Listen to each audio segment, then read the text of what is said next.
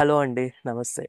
ఆకలేస్తున్నప్పుడు అమ్మైనా సరే ఆగడానికి లేదు. వెంటనే అన్నం పెట్టాల్సిందే. లేదు అంటే బిడ్డ ఏడుస్తాడు.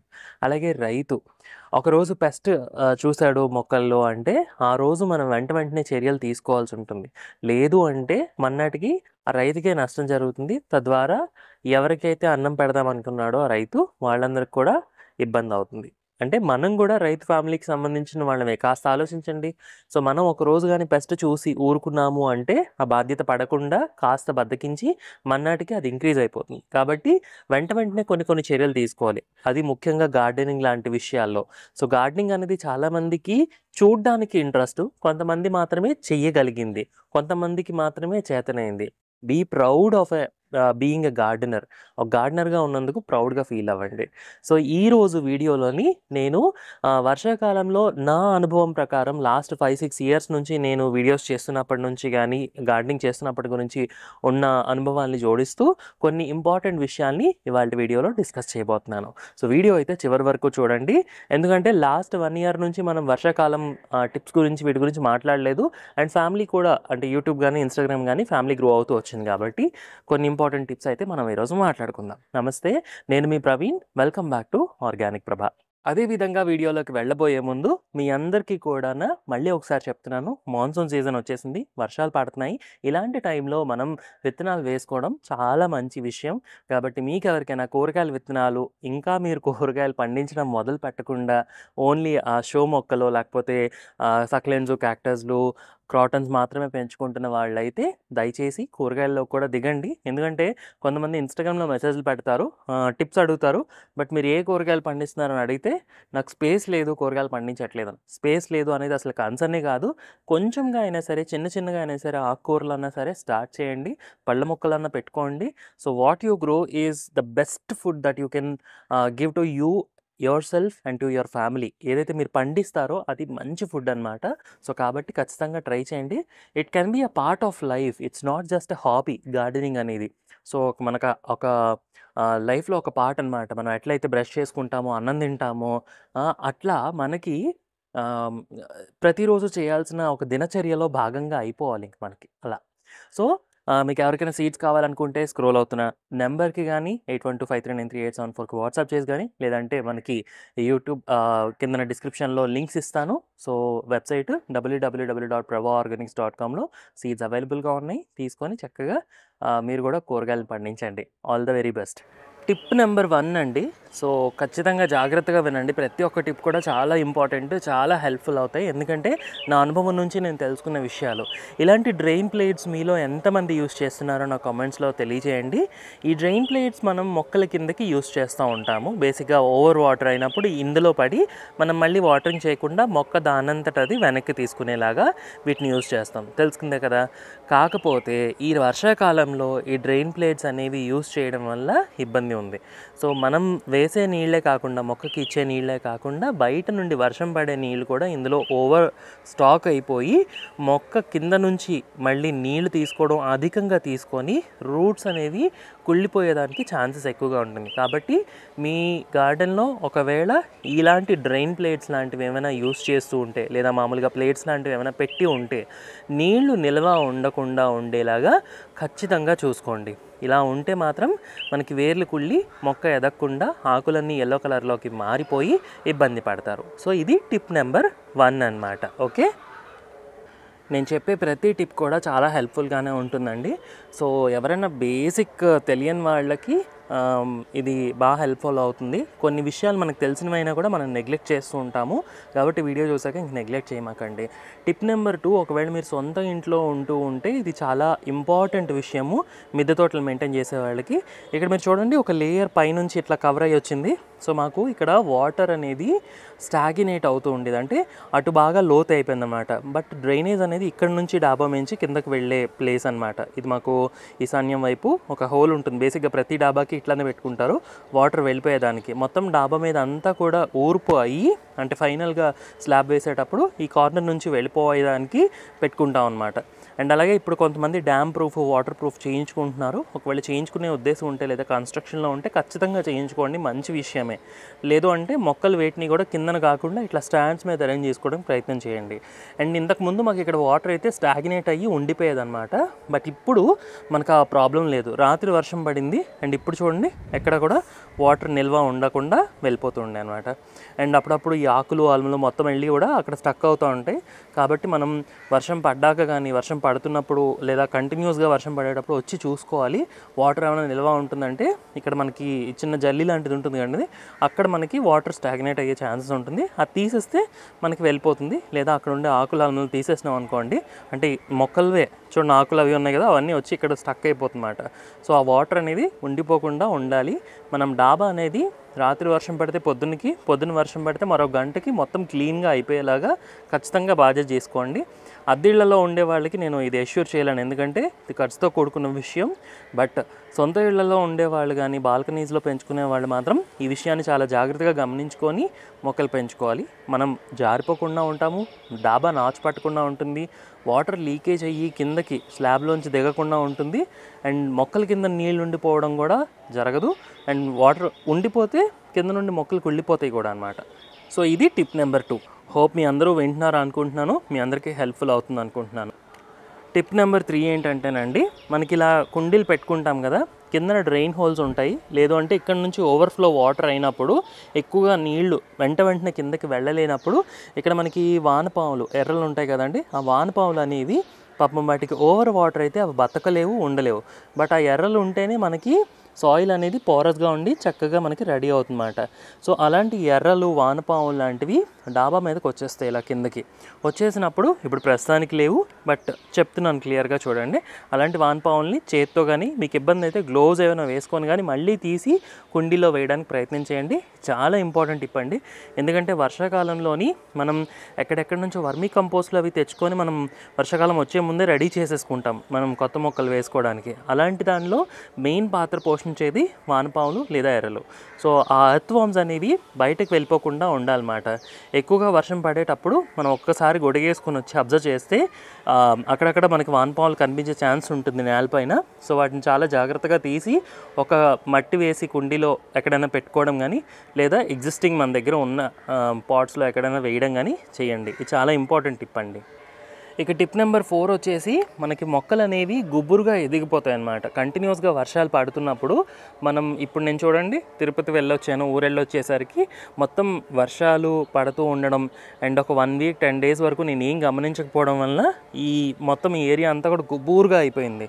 సో ఇలా గుబురుగా అయిపోయేటప్పుడు మనకి జనరల్గా కొన్ని ప్రాబ్లమ్స్ వస్తాయి. ఒకటి వచ్చేసి పెస్ట్ అనేది ఎక్కువగా వస్తూ ఉంటుంది అన్నమాట. ఆకుల వెనక భాగంలోని మిల్లీ బగ్స్ లాంటివి కానీ లేదా రెక్క పురుగులు కానీ, ఇగోండి ఆకులు తింటున్నాయి చూసారా, ఇలా మనకి ఎక్కడ పడితే అక్కడ పెస్ట్ ఎక్కువగా వచ్చే ఛాన్స్ ఉంటుందన్నమాట. అందుకని చూసుకొని ఎల్లో కలర్లోకి అయిపోయిన లీవ్స్ని కట్ చేసుకోవడం.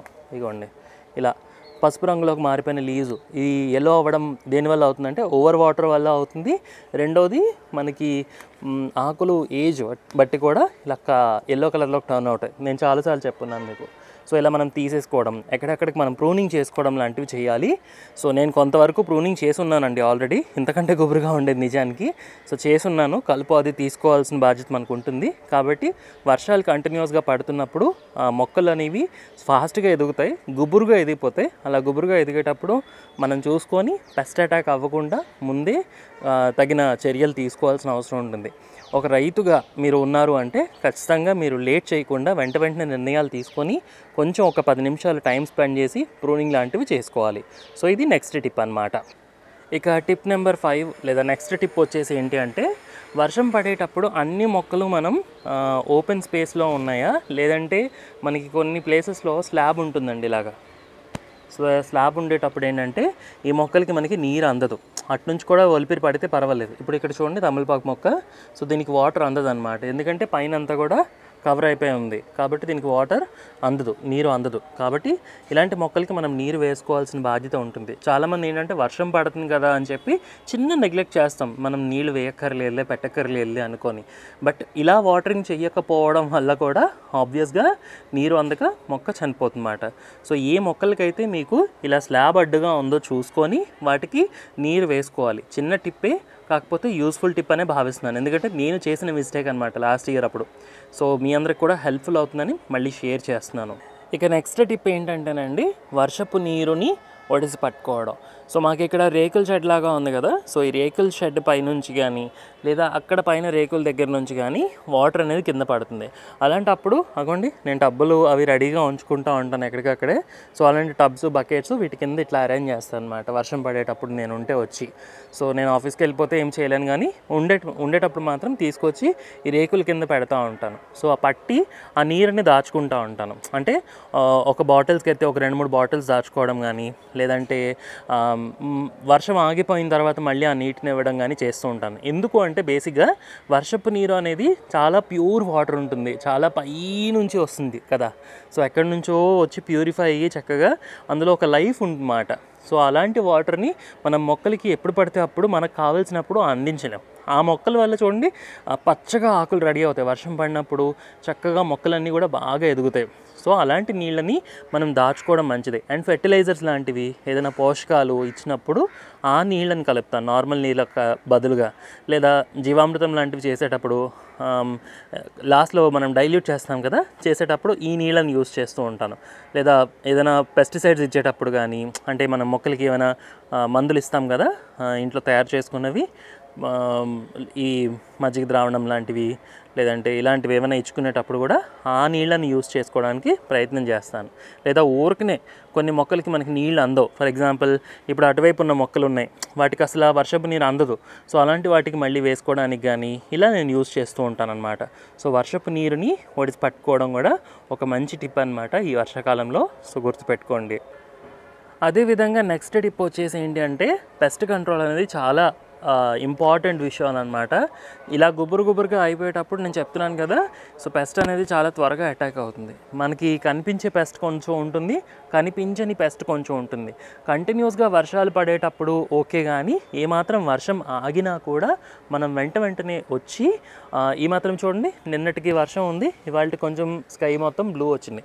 సో ఇలాంటప్పుడు మనం పెస్ట్ కంట్రోల్ మెథడ్స్ అనేవి ఎర్లీ మార్నింగ్ కానీ కొంచెం లేట్ నైట్ కానీ ఇచ్చుకోవాలన్నమాట. అంటే ఒక పంచగవ్య కానీ లేదా మనకి ఏదైనా వేప నుండి ద్రావడం కానీ ఏమీ లేకపోతే మామూలుగా రైతులు చేసే ఫార్ములా ఏంటి అంటే, ఇంత సర్ఫ్ కానీ సోప్ కానీ నీళ్ళలో కలిపేసి ఆ వాటర్ని ఇచ్చేస్తారు.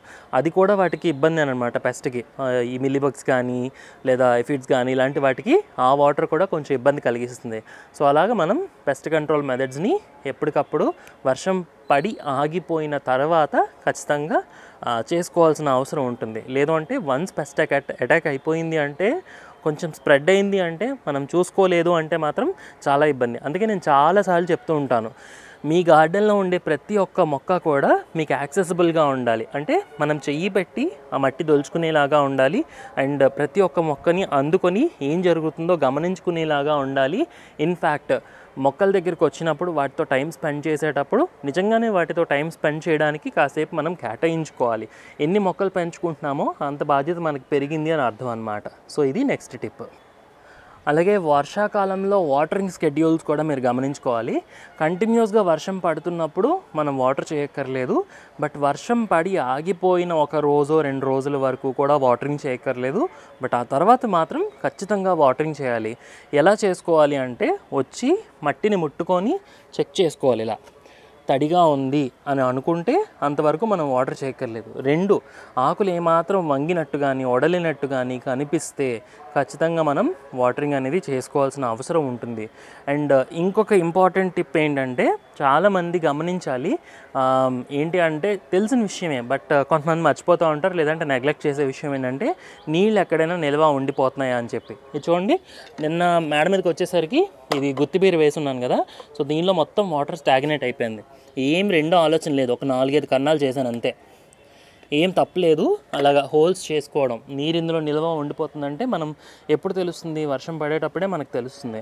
ఆ టైంలో మేడ మీదకి వచ్చి చాలామంది చేసే తప్పు ఏంటంటే ఇలా పక్కకు వంపేస్తారండి నీళ్లు. అలా వంపకండి, ఎందుకంటే అందులో వానపాములు ఉంటాయి, ఇంపార్టెంట్ న్యూట్రిషన్ అంతా కూడా ఉంటుందన్నమాట. అలా కాకుండా కింద వైపు కన్నాలు పెట్టడానికి ప్రయత్నం చేయండి. ఇప్పటివరకు మనం దాదాపుగా 8-9 టిప్స్ గురించి మాట్లాడుకున్నాము. అన్నీ దగ్గరగా ఉన్నట్టుగానే ఉంటాయి కానీ కాదు. కాబట్టి కొంచెం జాగ్రత్తగా అర్థం చేసుకొని నోట్ చేసుకుంటారా, ఏం చేసుకుంటారో చూడండి. ఇంకా నెక్స్ట్ నేను చెప్పాలనుకున్నది ఏంటంటే, వర్షం కంటిన్యూస్గా పడేటప్పుడు మొక్కలకి మనం ఇంతకుముందు ఇచ్చిన పోషణ అనేది తగ్గిపోతూ ఉంటుంది. ఎందుకంటే ఫర్ ఎగ్జాంపుల్ చూడండి, ఇవాళ నేను జీవామృతం ఇచ్చాను మొక్కలకి. ఎక్కువగా వర్షం పడడం వల్ల ఆ జీవామృతం కూడా నీటితో పాటు వెళ్ళిపోతూ ఉంటుందన్నమాట బయటికి. కాబట్టి ఒక వర్షం పడి ఆగిన కనీసం ఒక 3-4 రోజుల తర్వాత అయినా సరే మనం ఏదో ఒక పోషక ద్రావణం ఇవ్వడం, ఒక కనీసం మజ్జిగ ద్రావణం కానీ, లేదా నేను మామూలుగా పంచగవ్య కూడా ఇస్తూ ఉంటాను మొక్కలకి, నీళ్ళకు కూడా ఇక్కడ కూడా ఇస్తూ ఉంటాను. లేదంటే జీవామృతం లాంటివి తయారు చేసుకొని ఇవ్వడం కానీ, ఏదో ఒకటి ఒక ఫెర్టిలైజర్ లాంటిది, బనానా పీల్ ఫెర్టిలైజర్ కానీ, ఇలా మనకి ఏది అవసరమో మొక్కలు ఏ స్టేజ్లో ఉన్నాయో చూసుకొని వాటికి ఇచ్చుకోవడం అనేది ఖచ్చితంగా చేయండి. లేదు అంటే మనకి పోషణ అనేది ప్రాపర్గా ఉండదన్నమాట. అండ్ ఫైనల్గా ఇంకొక విషయం మాత్రం చెప్పదలుచుకున్నాను. ఏంటి అంటే, ఇలా మనం పందిర్లు అవి వేసుకునేటప్పుడు ఇలా కంటిన్యూస్గా వర్షాలు పడి ఆగిన తర్వాత పెస్ట్ అటాక్ అనేది ఖచ్చితంగా ఉంటుందండి. అది మీరు ఏ పాదు పెట్టుకున్నా ఏదన్నా సరే. ఎందుకంటే వర్షం పడేటప్పుడే వచ్చి దాక్కుంటాయి అన్నమాట పురుగులు, ఈ చిన్న కీటకాలు లాంటివి. ఇప్పుడు వాటికి అనుకూలం అంటే వర్షం తగ్గిపోయింది, మంచి క్లైమేట్ ఉంది, ఈ టైమ్స్లో అవి ఎగ్స్ లే చేయడం కానీ, ఈ అటాక్ చేయడం కానీ, ఆకులు వెనక భాగంలో దాగి ఉంటాయి కదా, అక్కడ నివాసాలు ఏర్పాటు చేసుకుంటాయి. చిన్న ఎగ్జాంపుల్ ఇగోండి, ఆకులు ఏమైనా నలిగిపోయి ఉంది చూసారా, ఇంత నలిగిపోయి ఉందంటే ఆబ్వియస్గా ఈ వర్షాల్లో చక్కగా ఇగో మిలీబగ్స్. సో ఇలాంటివి మనం చూసి చేత్తో తీసేయాలి కొన్ని. లేదంటే ప్రతిదీ మనం ముట్టుకోము, షాంపూతోనో లేకపోతేనే ఏదో వేప నూనె వేస్తాను అని కూర్చుంటే ఇవి రేపటికల్లా మళ్ళీ పెరిగిపోతాయి అన్నమాట, ఇంకో 2 ఆకులు తినేస్తాయి. సో ఈ విధంగా ఏంటి అంటే పెస్ట్ అటాక్ అనేది మనం చూసుకోవాలి.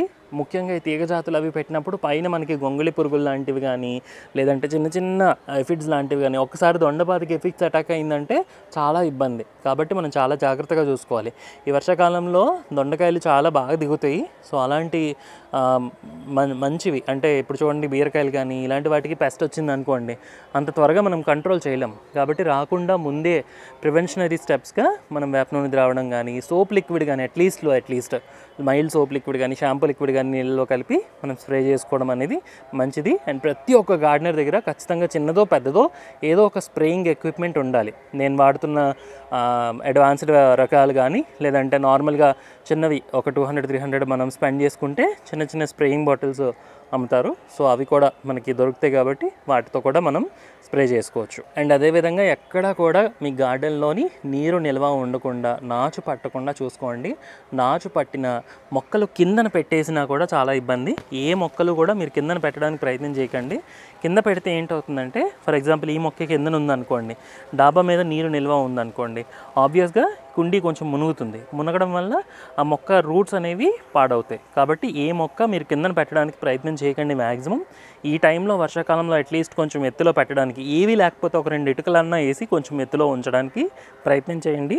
అండ్ మీ గార్డెన్లో నాచు అది పట్టకుండా చూసుకోండి. సో దానివల్ల కూడా మనకి స్లాబ్ పాడవకుండా ఉంటుంది, మొక్కల వల్ల కూడా స్లాబ్ పాడవకుండా ఉంటుంది, అండ్ మనకి కూడా ఎలాంటి ఇబ్బంది లేకుండా ఉంటుంది. ఓకే, హోప్ నేను 12-13 టిప్స్ పైనే చెప్పాను అనుకుంటున్నాను. ఈ వీడియో కూడా మీ అందరికీ హెల్ప్ఫుల్ అవుతుందని అనుకుంటున్నా. సో మీ గార్డెనింగ్ చేసే ఫ్రెండ్స్ ఎవరైనా ఉన్నా, ఈ మధ్య కాలంలో ఎవరైనా గార్డెనింగ్ స్టార్ట్ చేసి ఉన్నా కూడా ఈ వీడియోని విన్నా కూడా, అంటే మీరు చూడలేకపోయినా ట్రావెల్ చేస్తూ విన్నా కూడా మీకు కొంత ఐడియా అనేది వస్తుందని నేను అనుకుంటున్నాను. సో ఈ వీడియో మీ అందరికీ హెల్ప్ఫుల్ అయితే దయచేసి ఒక్క కామెంట్ చేయండి, నాకు తెలుస్తుంది. సో మీరు చూసారన్న విషయం నాకు లైక్ చేసినా కూడా తెలియదు, కామెంట్ చేస్తే ఖచ్చితంగా తెలుస్తుంది. సో నెక్స్ట్ వీడియోలో మరిన్ని మంచి టిప్స్తో మీ ముందుకు వస్తాను. సో ఇదండి ఇవాళ వీడియో. సరే, ఇక ఉంటాను మరి. Wish you all happy gardening. జై హింద్. సర్వేజన సుఖినో భవంతు. స్వస్తి.